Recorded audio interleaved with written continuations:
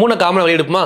3 காமனாக வெளியே எடுத்தோம்னா 1 + 2 + 3 எக்ஸட்ரா டு 32. ஓகே, அப்போ n × n + 1/2 3 × 32 × 33/2 வருமா? n × n + 1/2 கேன்சல் பண்ணிங்கன்னா 16.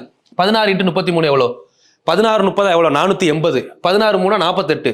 480 48 எவ்வளோ? 480 400 480 40 520 528. 528 × 3 வருதான்னு பாருங்க. இப்போ ஒன்றும் பிரச்சனை இல்லை. 500 3 எவ்வளோ? 1500. 28 3 எவ்வளோ? 84. 1500 + 84 1584. ஸோ எதுவுமே சைடில் பெருக்கலையா? கொஸ்டின் வரைக்கும் நான் பார்த்ததும் இல்லை. பட் அந்த ஃப்ளோவை கொண்டு வரணும்னா நீங்கள் தான் யோசிக்கணும். பார்த்து எழுதக்கூடாது. இப்போ நான் யோசிச்ச உடனே எல்லாருமே 16 13 சொன்னோன்னே என்ன யோசிச்சிருப்பீங்க? 16 போட்டு இங்கே ஒரு 33 போடுவோம், ஒரு கோடை போடுவோம். இந்த கோடை போட்டிங்கனாலே முடிஞ்சிச்சு. நம்ம மைண்டு யோசிக்காது. இப்போ நான் இதை யோசிக்க மாட்டேன். இதை எப்படி பிரிக்கலாம் ஷார்ட்டா அப்படி தான் யோசிக்கணும். அப்போ தான் நம்ம அட்வான்ஸாக போக முடியும். 33 நான் எப்படி பிரித்தேன்? 30 3. இதை 3 டைம் எடுத்தால் எவ்வளோ? 48. அப்போ 30னா 480. 480 கூட ஒரு 40 ஒரு 8 520 8 528. டக்குன்னு ஆன்சர் வந்துருச்சா?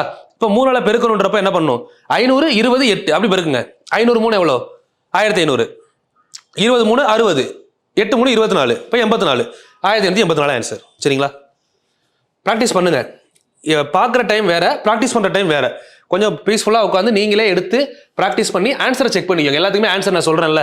2 கொஸ்டின் முடிச்சிட்டோம். சரிங்களா? 3வது கொஸ்டின் 51லேருந்து 92 வரை சால்வ் பண்ணுங்க. அப்படியே என் கூடயே பண்ணுங்க, ஒன்றும் பிரச்சனை இல்லை. கொஸ்டினை பாஸ் பண்ணிட்டு ஆன்சர் செக் பண்ணுங்க. அதனால் உங்களுக்கு யூடியூப்ல இது ஒரு நல்ல ஆப்ஷன். பாஸ் பண்ணி வச்சிடலாம், நீங்கள் சால்வ் பண்ணி முடிக்கலாம். ஆன்சர் வந்ததுக்கப்புறம் என் ஆன்சரை செக் பண்ணிட்டு எதை தப்பு பண்ணியிருக்கோன்னு பார்த்துக்கலாம். எதுலேருந்து எது வர இருக்கு?